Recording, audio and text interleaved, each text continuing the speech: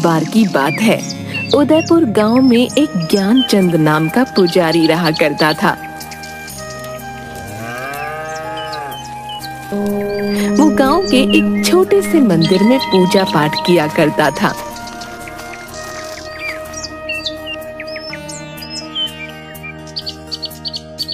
लेकिन ज्ञानचंद एक कपटी और लालची इंसान था। एक दिन गांव का सबसे धनी बनिया कुछ सोने की मोहरें और चांदी के सिक्के लेकर मंदिर आता है और ज्ञानचंद पुजारी से बोला, ये लीजिए पुजारी जी, आज भगवान के चरणों में देने के लिए कुछ दान लाया हूँ। अरे हाँ हाँ, क्यों नहीं। भगवान के चरणों में जो भी तुम सच्ची भावना से चढ़ाओगे उसका तुम्हें दुगना ही मिलेगा। हाँ।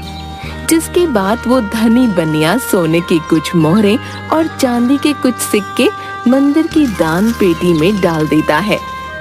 ये देखकर ज्ञानचंद पुजारी की आंखों में लालच आ जाता है। अरे बाबा, इतना सारा धन, अगर ये मुझे मिल जाए तो मेरे तो मजे ही आ जाएंगे। हाँ, वाह वाह, पूरी जिंदगी इस मंदिर का पुजारी बनकर नहीं गुजारनी पड़ेगी। हाँ। अच्छा पुजारी जी, अब मैं चलता हूँ। जिसके बाद वो वहां से चला जाता है। तभी ज्ञानचंद दान पात्र में से धन निकालकर एक पोटली में अपने घर ले जाता है।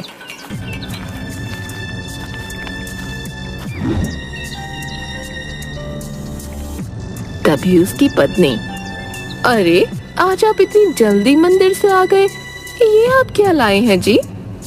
अरे अरे भाग्यवान, ये देखो, आज मैं अपने लिए कितना सारा सोना चांदी लेकर आया हूँ। अब देखना भाग्यवान, हम मौत से अपना जीवन गुजारेंगे। हाँ, देखो देखो, तुम ही देखो कितना सारा धन है।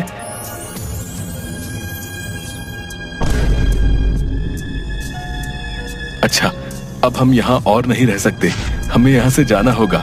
चलो यहाँ से। अरे ये क्या बोल रहे हैं आप? आखिर हम जाएंगे कहाँ? मेरी तो कुछ समझ नहीं आ रहा। जरूर आप मुझसे कुछ छुपा रहे हैं। ये धन कहाँ से लाए हैं आप?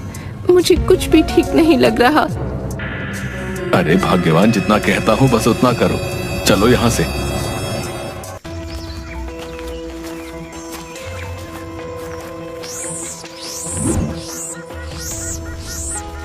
थोड़ी दूर चलने पर वो एक जंगल में पहुंचे, जहां उसे एक घास से बनी झोपड़ी दिखाई दी। अरे देखो भाग्यवान, वो सामने झोपड़ी है। चलो चलो, आज रात हम उस झोपड़ी में काट लेंगे, सुबह होते ही यहाँ से निकल जाएंगे। ठीक है जी, जैसा आप ठीक समझें। तभी दोनों उस झोपड़ी के अंदर जाते हैं। झोपड़ी में एक तरफ आग जल रही होती है और एक जगह कुछ जानवर की हड्डियां पड़ी होती हैं, जिसे देखकर ज्ञानचंद की पत्नी थोड़ी डर जाती है। देखिए जी, मुझे ये झोपड़ी सही नहीं लग रही। देखिए ना, यहाँ जानवर की हड्डियां भी बिखरी पड़ी हैं। नहीं नहीं, चलिए आप यहाँ से। अरे भाग्यवान, अब इतनी रात को हम आखिर कहाँ जाएंगे? भाग्यवान, कहीं ऐसा ना हो कोई हमसे हमारा ये धन छीन ले। नहीं नहीं, मैं ऐसे नहीं होने दे सकता। हमें आज रात यहीं रुकना होगा। अच्छा ठीक है जी, आप मेरी सुनते ही कब हैं, जैसा आप ठीक समझें। जिसके बाद वो दोनों उसी झोपड़ी में सो गए। तभी वहां पर एक भयानक दिखने वाला खूंखार नरभक्षी आता है, जिसके हाथ में अलग अलग जानवरों का मांस होता है। अरे बाबा, आज तो पेट भरकर भोजन मिला है।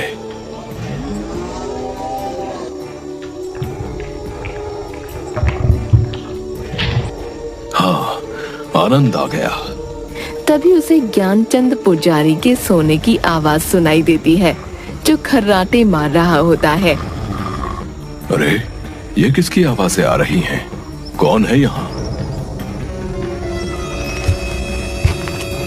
तभी वो देखता है पुजारी और उसकी पत्नी उसकी झोपड़ी में जमीन पर सो रहे होते हैं।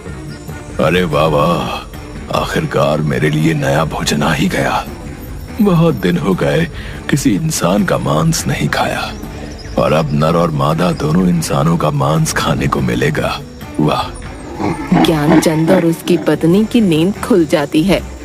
वो दोनों उस नरभक्षी को देखकर हैरान हो जाते हैं और बुरी तरह डर जाते हैं। मैं तुम दोनों को खा जाऊंगा। आज मेरे पेट को भरपूर शांति मिलेगी। हाँ, मैं खूंखार नरभक्षी हूँ। मुझे इंसानों का मांस खाने में बहुत मजा आता है। हाँ। अरे अरे, हमें छोड़ दो, जाने दो। हमें नहीं पता था ये तुम्हारी झोपड़ी है। हमें रुकने के लिए शरण चाहिए थी, इसलिए इस झोपड़ी में आ गए। छोड़ दो, हमें जाने दो। मैं एक मंदिर का पुजारी हूँ और पूर्ण रूप से शाकाहारी हूँ। कभी मांस को हाथ नहीं लगाया है। ऐसे में तुम्हें हमें खाने में बिल्कुल भी मजा नहीं आएगा। छोड़ दो, हमें जाने दो। क्या कहा? तुम शाकाहारी हो? तुम दोनों को खाकर मुझे न स्वाद आएगा और न मजा, इसलिए मैं तुम दोनों को नहीं खाऊंगा। लेकिन तुम्हें इसके बदले में मेरे लिए जंगल से जानवर का मांस लाना होगा। जाओ और जाकर मेरे लिए मांस लेकर आओ। मेरी भूख को शांत करो। जाओ, वरना मैं तुम्हें ही खा जाऊंगा। हाँ हाँ, क्यों नहीं। हम दोनों अभी जंगल जाते हैं और तुम्हारे लिए किसी जानवर का मांस लेकर आते हैं। नहीं, तुम दोनों नहीं जाओगे, सिर्फ तुम जाओगे। अगर तुम वापस मेरे लिए मांस लेकर नहीं आए तो तुम्हारी ये पत्नी मेरे पास यहीं मेरी झोपड़ी में रहेगी। अगर तुम जल्दी से मेरे लिए जानवर का मांस नहीं लेकर आए तो मैं तुम्हारी पत्नी को खा जाऊंगा, समझे? अब जाओ यहाँ से। राक्षस महाराज, ये आप क्या बोल रहे हैं? नहीं नहीं, आप मेरी पत्नी को नहीं खाइएगा। मैं अभी आपके लिए किसी जानवर का मांस लेकर आता हूँ। मैंने तो पहले ही कहा था ये झोपड़ी मुझे सही नहीं लग रही, लेकिन आपके धन पाने की लालच में हमें इतनी बड़ी मुसीबत में डाल दिया। अब इस नरभक्षी के लिए किसी जानवर का मांस लेकर जल्दी आइएगा, वरना ये नरभक्षी मुझे खा जाएगा। नहीं नहीं भाग्यवान, तुम चिंता मत करो। मैं जानवर का मांस लेकर जल्दी ही वापस आ जाऊंगा। जिसके बाद वो जंगल जाता है।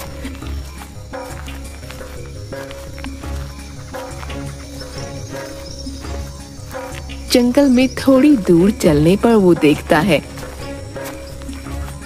एक भालू का छोटा बच्चा मरा हुआ पड़ा है, जिसे कुछ चील कौवे नोच रहे थे। अरे अरे, ये भालू का बच्चा तो मरा पड़ा है। मैं इसे ही उस नरभक्षी के पास ले जाता हूँ। जिसके बाद वो उस भालू के बच्चे को अपने हाथों में उठाकर उस नरभक्षी की झोपड़ी में आता है। तभी ज्ञानचंद देखता है कि उसकी पत्नी नीचे जमीन पर पड़ी हुई है और नरभक्षी बड़े मजे से उसके शरीर का मांस नोच नोच कर खा रहा है। ये देखकर ज्ञानचंद हैरान रह जाता है और जोर जोर से रोने लगता है। हाय हाय कपटी नरभक्षी, ये तूने क्या किया? तू मेरी पत्नी को ही खा गया।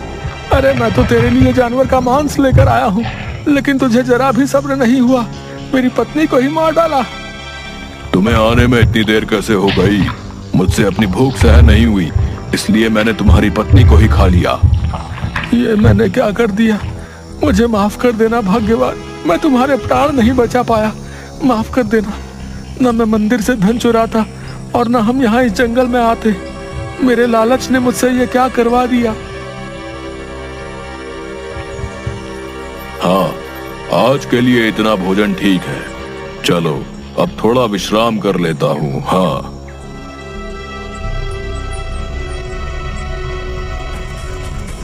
जिसके बाद वो अपनी झोपड़ी में सो जाता है। तभी ज्ञानचंद रोते हुए अपनी पत्नी की हड्डियों को उठाता है और जंगल की ओर चल देता है। वो अपनी पत्नी की हड्डियों को लेकर जंगल में जाता है और एक विशाल पेड़ के नीचे बैठ जाता है और रोने लगता है। मुझे माफ कर देना भाग्यवान, मेरे लालच ने तुम्हारी ये दशा कर दी है। मुझे बहुत पछतावा है, भगवान मुझे माफ कर देना। तभी उसे रोते देख पेड़ पर से एक गिद्ध की आवाज आती है। क्या हुआ है तुम्हें? तुम क्यों रो रहे हो? ये मेरे सोने का वक्त है, लेकिन तुम मेरी नींद में बाधा डाल रहे हो। ज्ञानचंद उसे देखकर थोड़ा डर जाता है। उस खूंखार नरभक्षी ने मेरी पत्नी को मार डाला। अब मैं क्या करूंगा? मेरी प्रिय पत्नी मुझे छोड़कर चली गई है। अब भला मैं जीवित रहकर क्या करूंगा? अब मैं भी मर जाना चाहता हूँ। मैं खुद ही उस खूंखार नरभक्षी को अपने आप को समर्पित कर दूंगा। अब मैं जीना नहीं चाहता। उस खूंखार नरभक्षी ने तुम्हारी पत्नी को भी मार डाला है। इस खूंखार नरभक्षी का आतंक तो इस जंगल में बढ़ता ही जा रहा है, जिसकी वजह से अब इस जंगल के जानवर पूरी तरह से खत्म होने को हैं। वो एक खूंखार नरभक्षी है, लेकिन मैं इसमें तुम्हारी सहायता कर सकता हूँ। तुम्हारी पत्नी फिर से जीवित हो जाएगी। ज्ञानचंद ये सुनकर थोड़ा खुश हो जाता है। क्या सच में तुम सच बोल रहे हो? क्या मेरी पत्नी फिर से जीवित हो सकती है? तुम कौन हो? आखिर मेरी पत्नी कैसे जीवित हो सकती है, बताओ मुझे।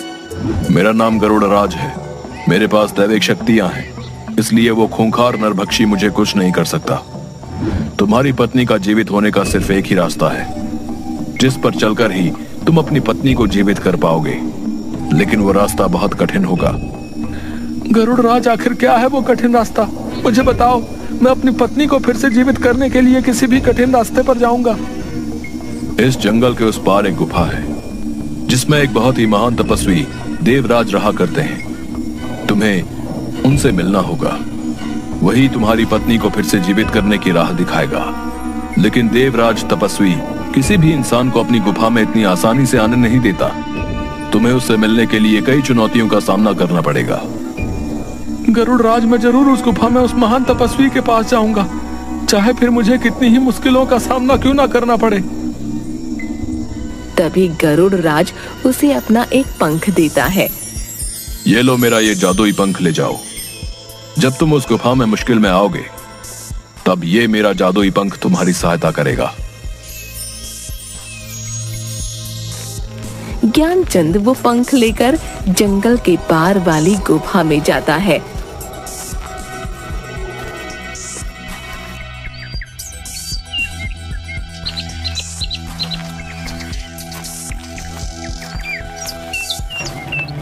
थोड़ी दूर गुफा में चलते ही एक विचित्र सा दिखने वाला लंगूर जानवर, जिसकी आंखें एकदम सुर्ख लाल होती हैं, उस पर झपट पड़ता है। अरे अरे, कौन हो?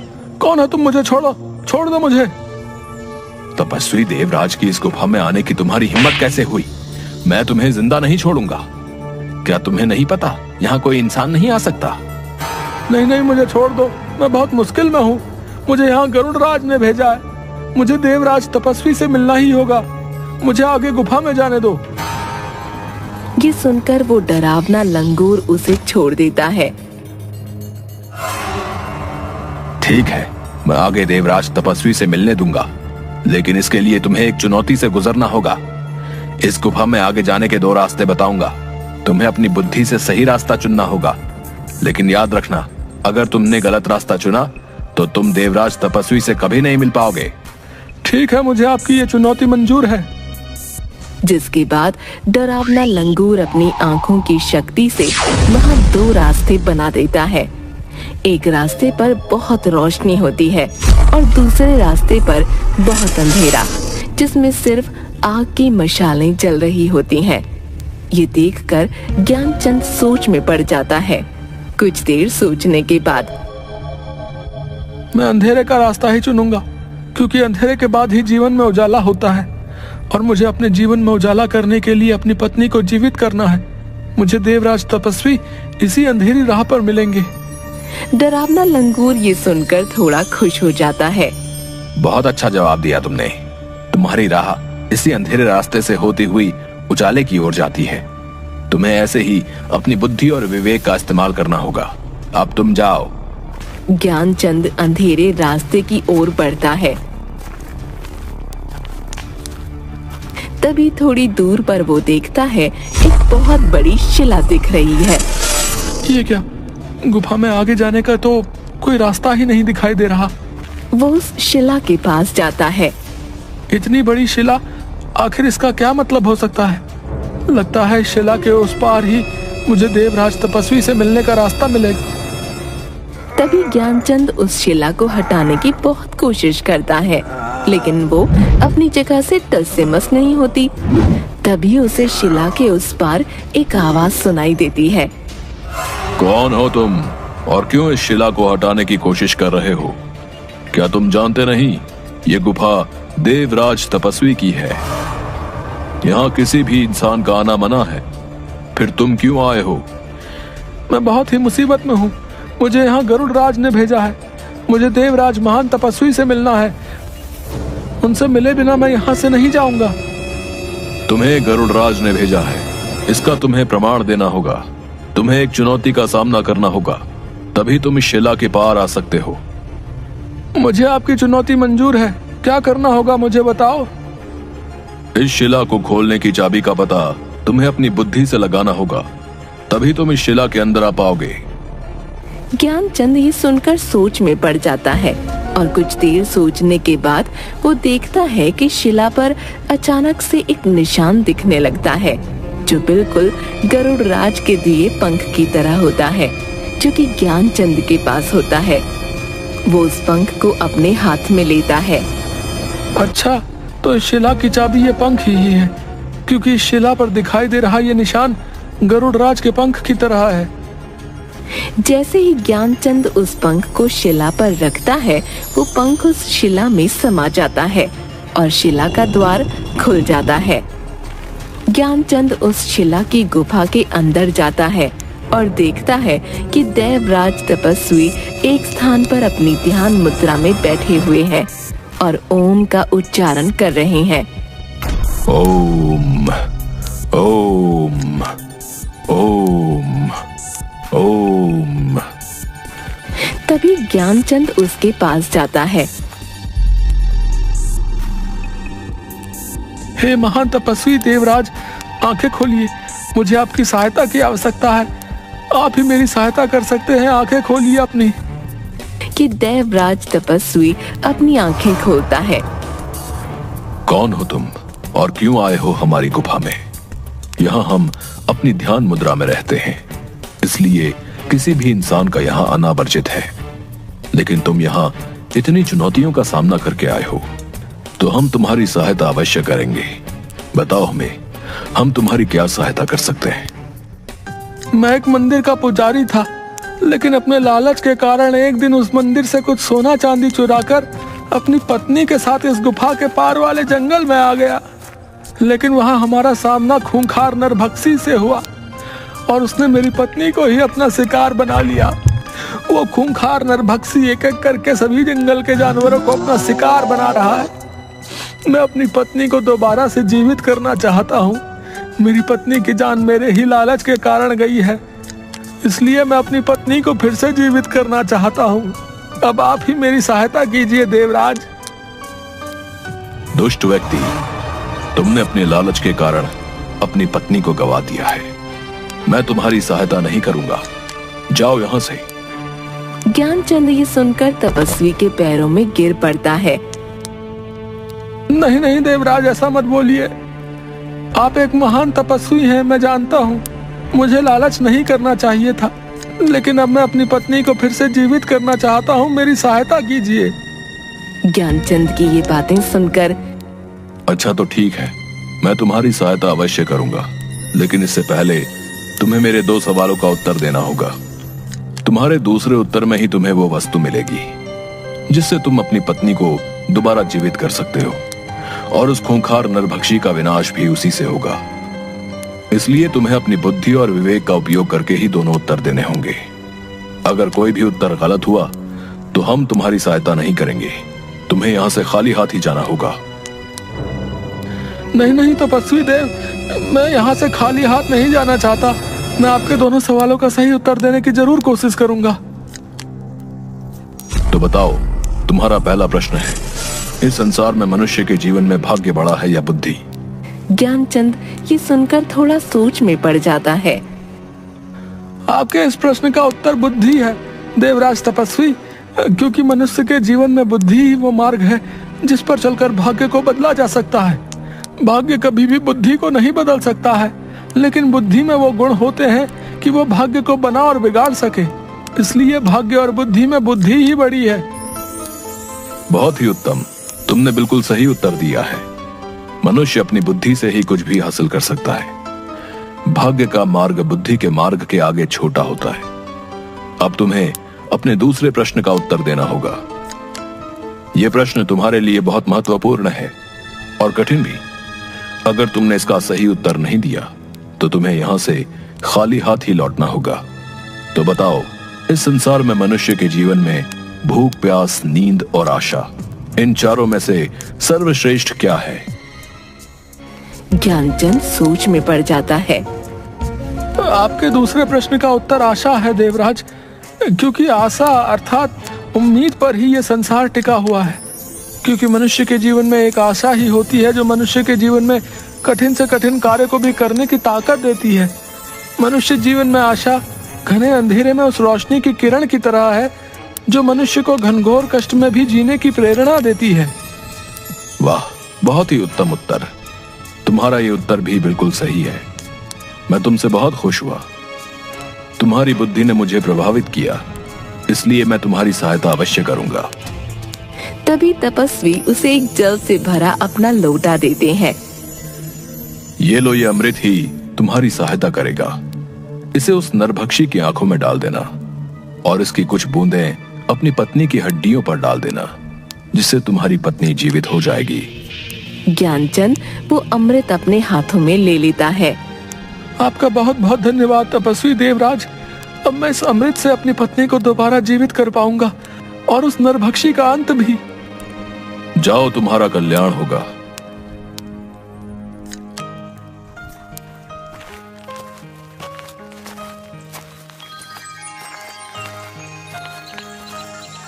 जिसके बाद ज्ञानचंद अमृत लेकर उसी जंगल में जाता है। तभी उसे वो नरभक्षी मिलता है। नरभक्षी ज्ञानचंद के हाथ में वो अमृत का लोटा देख लेता है। अच्छा, तो तू उस तपस्वी देवराज के पास गया था। उसने ही तुझे मेरे अंत का रास्ता बताया होगा, लेकिन मैं ऐसा नहीं होने दूंगा। मैं तेरे सामने ही नहीं आऊंगा तो तू मेरी आंखों पर यह अमृत भी नहीं डाल पाएगा। लेकिन मैं तुझे जिंदा नहीं छोड़ूंगा। हाँ, मैं तुझे भी खा जाऊंगा। और नरभक्षी ज्ञानचंद को अपने दांतों से उसकी गर्दन से पकड़ लेता है। तभी वहां गरुड़ राज पेड़ से खूंखार नरभक्षी के ऊपर छलांग मारता है और नरभक्षी ज्ञानचंद की गर्दन को छोड़ देता है। यह तूने अच्छा नहीं किया गरुड़, मैं तुझे भी जिंदा नहीं छोड़ूंगा। आज तुम दोनों को खाकर ही मैं अपनी भूख मिटाऊंगा। हाँ। कि तभी अचानक से ज्ञानचंद अपने हाथ में उपस्थित अमृत खूंखार नरभक्षी की आंखों में डाल देता है। अमृत डालते ही वो नरभक्षी जोर जोर से चिल्लाने लगता है।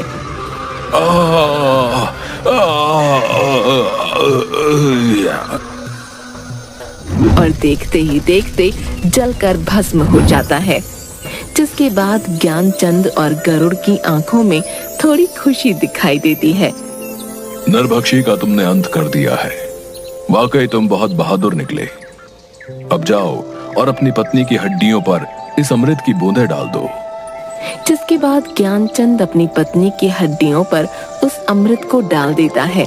जिसके बाद उसकी पत्नी दोबारा जीवित हो जाती है, जिसे देखकर ज्ञानचंद खुश हो जाता है। आखिर तुम फिर से जीवित हो ही गई भाग्यवान। तुम मेरे पास दोबारा लौट आई हो। मेरे लिए इससे बढ़कर और कुछ भी नहीं। लेकिन ये सब कैसे हुआ जी? मुझे तो उस खूंखार नरभक्षी ने मार डाला था, फिर ये सब कैसे हुआ? जिसके बाद ज्ञानचंद अपनी पत्नी को सारी बात बताता है।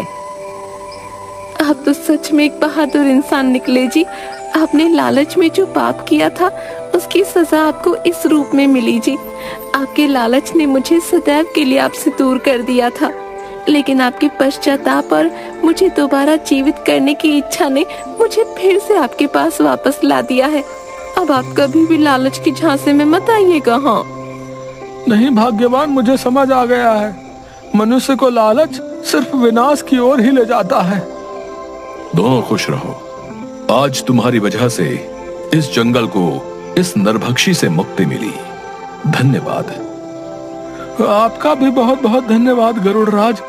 आपकी सहायता के बिना ये संभव नहीं था।